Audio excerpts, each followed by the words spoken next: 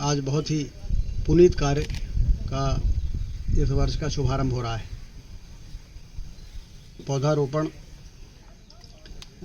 से वृक्ष बनता है और उसी से धरती का श्रृंगार होता है। उसी से गर्मी जो बढ़ रही है उस पर उसका मुकाबला हो पाता है। हम लोगों ने पिछले 15-20 वर्षों में वृक्षारोपण के हर वर्ष अभियान चलाए हैं। रीवा में बहुत पेड़ लगे। एक बार तो हमने 1 लाख पेड़ रीवा शहर में लगाने का टारगेट रखा था और जीपी सीमेंट से लेके और ये जितने भी हैं रीवा बाईपास के जो कॉन्ट्रैक्टर थे, इन सब लोगों को 1-1 रोड दे दी थी कि आपको पेड़ भी लगाना है, पौधा लगा के उसको पेड़ बनाना है, 3-4 साल तक पानी डालना है, उसकी फेंसिंग करनी है और उससे काफ़ी ग्रीनरी रीवा में बढ़ी है। राजेश पांडे जी भी हैं, इनको भी जिम्मेदारी दी थी कि जितनी मोहल्ले की नेहरू नगर हो, बजरंग नगर हो, द्वारिका नगर हो, हर रोड के किनारे कोई भी ज़मीन न बचे जहां पर हम वृक्षारोपण न कर दें। और अब हमको गैप फिलिंग करनी है इस बार, तो आपका काम अब कम है। अब आपने पूरे शहर में निकाला तो 12,000 पेड़ आए, जबकि पहले हम लोग निकालते थे तो 1-1 लाख पेड़ आते थे। अब 12,000 ही पेड़ की आवश्यकता आपको महसूस हो रही है। जैसे सैनिक स्कूल में राजनिवास वाले गेट से लेके और जो मुख्य गेट है उसके बगल में पूरा खाली लैंड पड़ा है, तो उसमें आप जामुन के पेड़ लगवाइए, क्योंकि जामुन वहाँ लोग घूमने आते हैं तो जामुन औषधि के रूप में उनको आवश्यकता पड़ती है। बेचारे इधर उधर ढूंढते हैं जामुन कहीं मिल जाए, डायबिटीज़ और अन्य कामों के लिए। तो इस प्रकार से 1-1 रूम ला के तो 10 एकड़ का वो पूरा शहर के अंदर जहाँ पर ऐसे ही पड़ा था, असामाजिक तत्व इकट्ठा होते थे रात में शराब और कोरेक्स वगैरह के लिए, अब वहाँ पर सुबह शाम हज़ारों लोग घूमते हैं।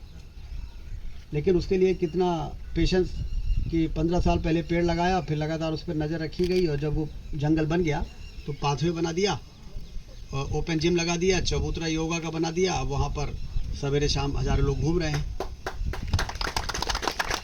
ऐसे ही विश्वविद्यालय का परिसर था, उसको APS 1 के रूप में, वो कितने एकड़ है, तो कितना हो गया एकड़।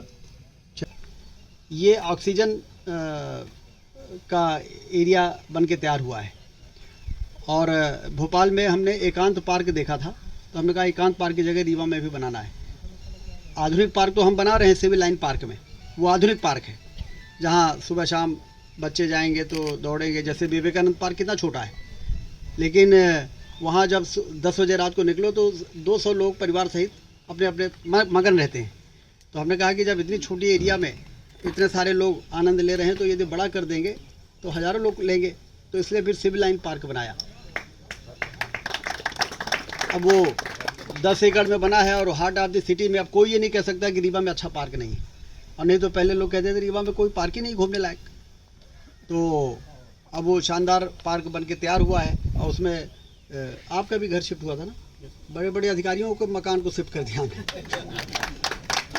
पहले तो कई लोग कह रहे नहीं ये फलाना ठिकाना ही होगा, अभी कहा कि नहीं आपका वो देखिए मकान कितना अच्छा बना दिया नया। जजों का शिफ्ट हुआ, जजों का। हमने कहा ये आप लोग खटारा मकान में काहे को मोह पाल के रखे, वो देखिए नया मकान बना है। तो फिर जाके देखते थे, फिर चारों तरफ घूम भाग के कहते अच्छा ये तो ठीक है, फिर अपना सामान वामान शिफ्ट करते थे। तो जहाँ पे चाह होती है वहाँ पे राह को निकलना पड़ता है, और अच्छाई के लिए सारे लोग सहयोग करते हैं। आज के कार्यक्रम जो है वो अच्छाई के लिए है, आने वाली पीढ़ी के लिए है। हम चूकना नहीं चाहते हैं कि 10 साल बाद आने, वहाँ पे राह को निकलना पड़ता है, और अच्छाई के लिए सारे लोग सहयोग करते हैं। आज के कार्यक्रम जो है वो अच्छाई के लिए है, आने वाली पीढ़ी के लिए है। हम चूकना नहीं चाहते हैं कि 10 साल बाद आने वाली पीढ़ी कहे कि पहले के लोगों ने पर्याप्त वृक्षारोपण नहीं किया, हमको करना पड़ रहा है। इतना वृक्षारोपण कर दो कि वो पेड़ लगाने के लिए जब निकले तो उनको जगह नहीं मिले, कहाँ पेड़ लगा दें। इतना पेड़ लगाने का लक्ष्य है, इसलिए आपने जो 12,000 पेड़ कहा है इसको बढ़ा दीजिए, 25,000 का टारगेट रखिए। आप शहर में 25,000 ढूंढ ढूंढ के लगाइए ना, जगह मिल जाएगी। इतना बड़ा शहर है तो, और उसमें सामाजिक संगठनों को भी इन्वॉल्व किया जाए, सब लोग करें। ये एक महीने 2 महीने बरसात में क्या करेंगे, पेड़े लगाएं, क्योंकि बाकी सब काम तो बंद हो जाते हैं। और इस काम को हम लोग लक्ष्य लें, क्योंकि इस बार पूरे देश में अब जागरूकता आई है। हम लोग तो 15-20 साल पहले से ही शुरू नगर वन ही बना डाला, पूरा जंगल ही बन गया। और यहाँ भी बहुत पेड़ लगाए गए थे, जो बचा है उसको लगाइए। लेकिन कुछ हमको ये सीखना भी है। पिछली बार यहाँ पर इसी प्रकार से कार्यक्रम हुआ था स्मृति वन के नाम पर, लेकिन वो सब उजड़ गया। और कोई कहता है कि फेंसिंग तोड़ गई, तो कोई कहता है गर्म में पानी नहीं डाला। अब ये सब तो हुए होगा तभी तो उजड़ा है। तो ये हमें इसमें ज़्यादा कमर कस के मैदान में उतरना पड़ेगा। यदि हमने तय किया है कि आंधी आएगा, तूफान आएगा, लू आएगा, चोर आएंगे, सब आएंगे, लेकिन उसके बाद भी कैसे बच के निकलना है और कैसे अपने को वो बनाना है। और इसको सफल करना है। जैसे कि रीवा, विकसित रीवा तो बन ही रहा है, अब रीवा को हमें हरा भरा रीवा भी बनाना है। Green city, clean city, healthy city, अब यही लक्ष्य है हमारे। बाकी इंफ्रास्ट्रक्चर तो बन ही गया, फ्लाईओवर बन गए, बाईपास, रिंग रोड। पहले लगता था कि यही हमारे लिए दूर का वो है, तो अब सब कुछ मोटा मोटा काम हो गया है। अब सजाने का काम, ये वृक्षारोपण से धरती का श्रृंगार होता है, शहर की सजावट होती है। हम लोग दिल्ली उल्ली में घूमते हैं तो सोचते हैं कि ये इतना सुंदर शहर क्यों दिख रहा है।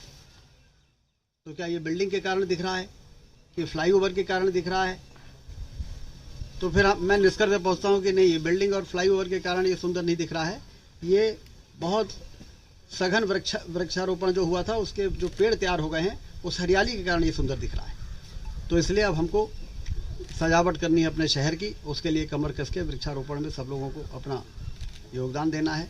अभी मोदी जी ने, हमारे मुख्यमंत्री जी ने भी नारा दिया है, एक पेड़ माँ के नाम। तो हम सब जहाँ जाइए हैं अपने माँ के नाम एक पेड़ लगाएं।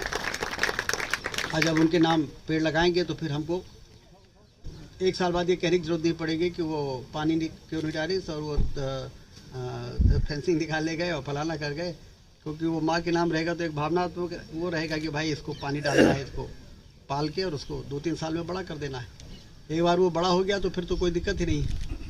तो इस प्रकार से, और जो हमारे मुख्य रोड हैं विशेष तौर से, जिसमें लाखों लोग चलते हैं, जैसे चौराहा से रहतारा, सिरमौर चौराहे से विश्वविद्यालय मार्ग, सिरमौर चौराहे से बोदा मार्ग,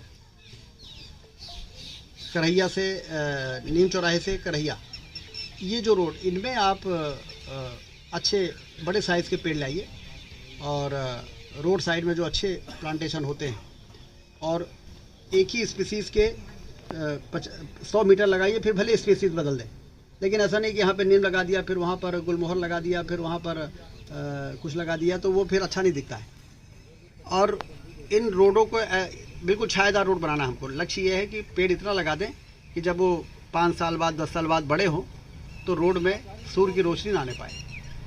हमने दिल्ली में देखा, वहाँ पर गर्मी में सड़कों में धूप की रोशनी नहीं आती, क्योंकि वो पेड़ लगाए गए होंगे 50 साल पहले, वो ऐसा करके सब कैनोपी बना लिए और बहुत ही देखने में भी सुंदर दिखता है।